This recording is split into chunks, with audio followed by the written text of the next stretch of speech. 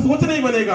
अब दरबार को सोचेंगे नहीं, जुड़ेंगे नहीं, लगे रहेंगे, समझेंगे नहीं, तो कैसे यहाँ का व्यवस्था संपन्न होगा। आजकल बिटिया बेटवा का शादी विवाह तमाम बिना आदान प्रदान, बिना लेन देन के नहीं होता है। दरबार में कौन सा है, दरबार में कौन सा है, दरबार में कौन सा व्यवस्था है। जब तक आप भक्तों का सपोर्ट नहीं होगा, ये व्यवस्था संपन्न नहीं होगा। ऐसे सबको समझने की आवश्यकता है। आप दरबार में समझे, दरबार की आवश्यकता व्यवस्थाओं को समझे, जिसके लायक जो सेवा है, जिस रूप की सेवा है, वो लेकर के समर्पित रहे, हाजिर रहे, जिसे जो जो सोच पड़ता है, कर सकता है, वो करता रहे सजूज में, बाकी सब कुछ ठीक ठाक रहेगा। तो मेरे कहने का तात्पर्य है, इस सभी आवश्यकताओं व्यवस्थाओं को समझने की आवश्यकता है। थोड़ा थोड़ा थोड़ा थोड़ा यदि आप भक्तों के दरबार के प्रति ध्यान रहे सजूज में, धीरे धीरे दरबार का विकास होगा। जो भगत जुड़ेगा उसके मन में प्रेरणा जगेगा, अगले को प्रेरणा देगा, अगले को प्रेरणा देगा। धीरे धीरे धीरे धीरे यहाँ की व्यवस्था मजबूत होगा और व्यवस्था ठीक ठाक होता जाएगा। तो मेरे कहने का तात्पर्य था, आप दरबार को समझे, जाने, आवश्यकता व्यवस्था को समझे, जाने, उसी हिसाब से जुड़े, अगले भगत को बताएं, ताकि स्वयं दरबार की आवश्यकता व्यवस्था से समझेंगे, जुड़ेंगे, उसी में दरबार का विकास होगा और सबका कल्याण होगा, आप अध्याय कृपा होगा।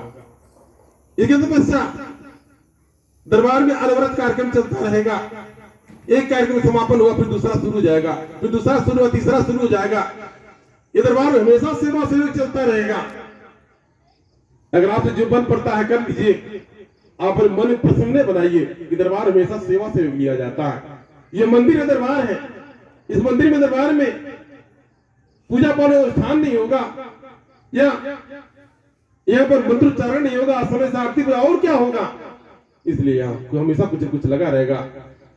अभी अगला कार्यक्रम कार्तिक पूर्णिमा के दिन माता लक्ष्मी जी का यानी स्थापना किया गया था। माता लक्ष्मी स्थापित हुई थी कार्तिक पूर्णिमा के दिन। उस दिन दही चूड़े का भंडारे का विधान है। आप भगतजन भी आमंत्रित हैं। कार्तिक पूर्णिमा के दिन आप पूजन करा सकते हैं माता लक्ष्मी के नाम से, और दही चूड़े भंडारे में सम्मिलित हो सकते हैं। तो कुल मिलाकर के दरबार किसी भी कार्यक्रम में अगर आते हैं, उसमें आपका दाएं बाएं कहीं कहीं किसी रूप से आप स्वयं दरबार के धर्म के भागीदार हैं। आपको समझने की, जानने की आवश्यकता है। मेरे कहने का तात्पर्य था, अगर जो आपको बताया गया अगर मान लेते, समझ लेते हैं, तो स्वयं उस मार्ग पर चलते हैं।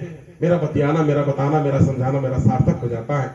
आप दरबार के परिवार की भांति, एक बच्चे की भांति अगर आप अपने आप को दरबार में जोड़े हैं, जुड़ते हैं सजुज में, वही आपको एक अटूट रिश्ता होगा। अनदेखा एक अटूट रिश्ता होगा। वही अटूट रिश्ता आपको भवसागर से पार कर देगा। ऐसा आपको समझने की आवश्यकता है। तो मेरे कहने का भाव था कि आप दरबार में आए, दरबार कुछ सेवा करें, कुछ सहयोग करें, किसी रूप से कुछ सेवा करें, कुछ सहयोग करें। क्या आप भी दरबार की योग्य हैं, दरबार के लायक हैं, कुछ कर सकते हैं। जगदम्बा ने आपको उस योग्य बनाया है, उस लायक बनाया है।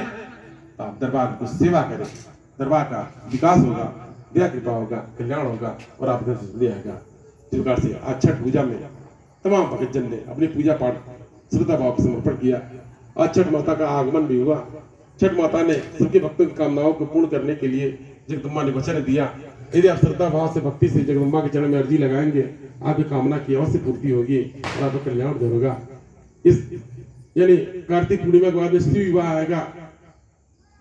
बाबू गुलशन का जन्मोत्सव, शिव विवाह। आप भक्तजन प्रत्येक कार्यक्रम में बढ़ चढ़ करके उत्साहपूर्वक हिस्सा लेते हैं। जो भगत दरबार से लगा है, जुड़ा है, एक अजब प्रकार के विश्वास और रिश्ता या फिर वो भाव देखने को मिलता है।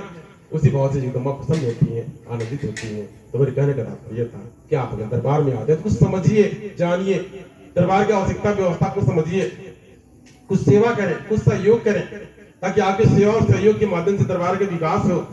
जिस प्रकार से बगल में सैया भवन बन रहा है, बगल में यहाँ पर काफी असुविधा है। आपको जानकारी हो, अभी कल ये कहा जाता है सैया माता जी की कृपा, अभी कल ये माता जी कहा कि निरोगी